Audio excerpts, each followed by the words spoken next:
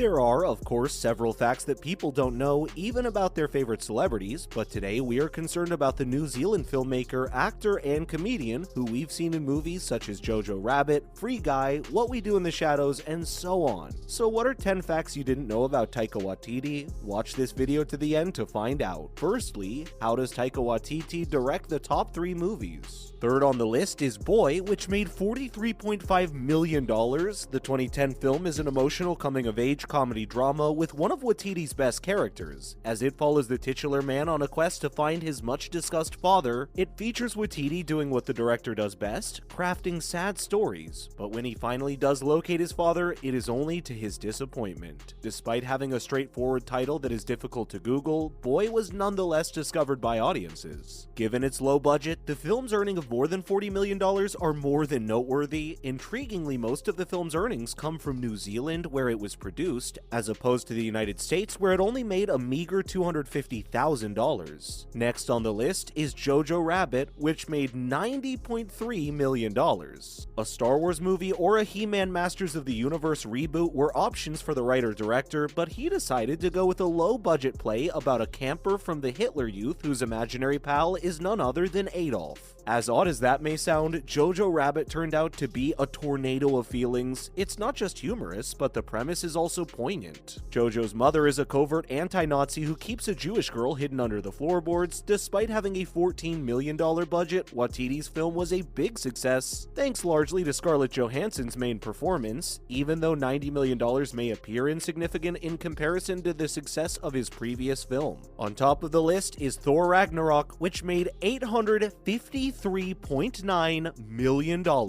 Nothing is less shocking than that Taika Waititi's highest-grossing movie is Thor Ragnarok. Waititi is an odd option for a blockbuster film on the surface, especially given his background as a shy coming-of-age comedian. The first 2 drab Thor films gave the impression that the series couldn't keep up with the other genre-bending MCU films. Therefore, the series desperately needed a makeover. Waititi transformed Ragnarok into a vibrant, delightful experience that doubled as a comedy and a superhero movie. Next up, the 10 things about Taika Waititi you probably didn't know. Thor Love and Thunder, another Marvel smash, was helmed by Taika Waititi. The 4th installment in the Thor saga has gotten positive reviews because of its alluring cast, amazing world building, and enjoyable action sequences. Waititi not only wrote and directed the movie, but he also played the Kronan warrior Korg. Waititi has been well known for helming, producing, and starring in several classic comedies, including Jojo Rabbit and What We Do in the Shadows. A few things about Waititi might astonish his fans, even though he has been in the spotlight for a while. The first fact is that his last name is not Waititi. Taika began using his mother's last name, Cohen, on his legal records when his parents divorced. Waititi dabbled heavily in the creative arts while studying theater at the Victoria University of Wellington, which included acting, photography, and writing. Waititi revealed that he used both identities throughout his life, depending on the craft involved, in an interview with Cultural Daily. Waititi would employ Cohen for his writing assignments because Cohen's mother was a writer. However, he made a popular short film where he was known as Waititi, so he decided to stick with that name for the rest of his career. Secondly, Waititi's father was a member of a gang. One of Waititi's earliest movies, Boy, is about a little boy who discovers that his father is not as heroic as he had believed. Even though Waititi's movie is completely fiction, there are some similarities to his life. Waititi disclosed that his father is a founding member of Satan's Slaves, a renowned biker gang in New Zealand. In a podcast conversation with actor Elijah Wood via Stuff, Waititi's father, who is not only a gang member but also an artist, encouraged his hobbies, which explains why he majored in theater arts in college and chose to pursue a career in movies. Also, Waititi is Jewish. One of Waititi's best received movies is Jojo Rabbit. However, the movie also faced some criticism since viewers thought it mocked what it intended to inspire.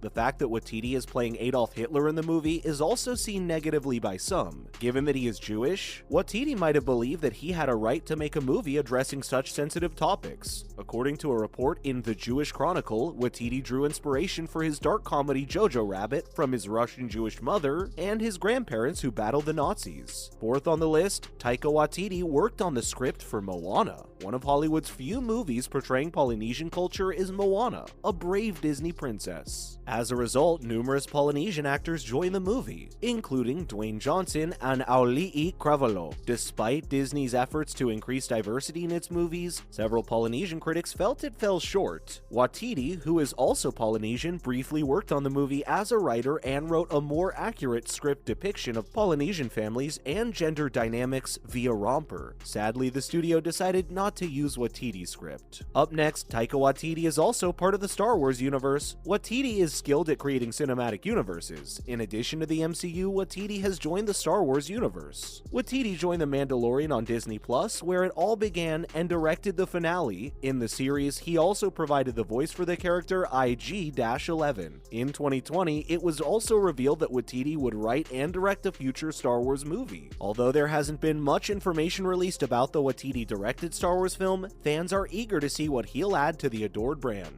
Now, to the second half of the list of facts about Taika Waititi. Taika Waititi sometimes withholds the full script from his actors. Waititi's distinctive approach and cinematic technique have helped him establish himself as a renowned director. In keeping with it, he also encourages his players to play around with their roles and be more unexpected. Waititi wouldn't provide the actors with the screenplay before they shot a scene, according to his usual collaborator, Jemaine Clement, who revealed this in an interview with Vice via YouTube. This was perfect for Waititi's comedies since he could capture the actors' genuine responses when they weren't sure what would happen next. According to Waititi, performances on screen were funnier when they were more genuine. In addition, Waititi holds a record in New Zealand cinema. Waititi made waves in his own New Zealand long before he became well-known in Hollywood. He holds the distinction of having two of the highest-grossing domestic films in the nation with two of his previous movies. The highest-grossing movie in New Zealand for 6 years was his 2010 picture Boy, which debuted there. The jungle-themed Hunt for the Wilderpeople, one of his 2016 feature films, dethroned Boy to take the top spot at New Zealand's box office. Being successful in both domestic and foreign markets must make Waititi proud. 8th on the list, Waititi met Jemaine Clement in school. One of Waititi's best movies, What We Do in the Shadows, is not a solitary endeavor. He co-directed and co-wrote the movie with fellow New Zealander and director Jemaine Clement. Waititi and Clement have a long history together, having formed the Humor Beasts while still in college via The Dissolve.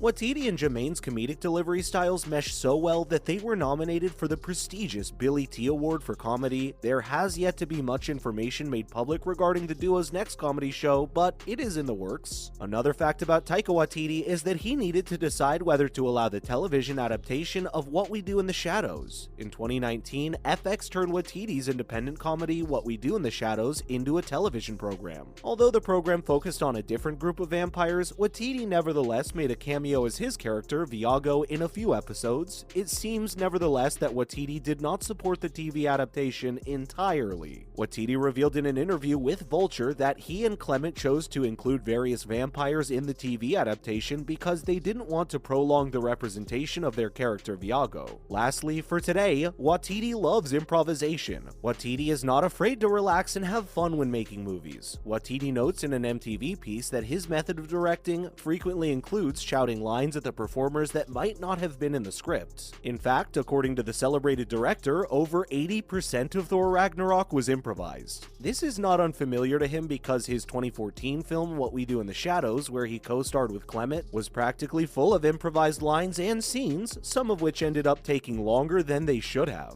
Which of the facts about Waititi that we mentioned were you aware of before? And what other facts do you think should have been on the list? Please let us know in the comment section, and other topics you'd like to see us feature. Please give us a thumbs up and subscribe. Thank you so much for watching, and we'll see you in the next video.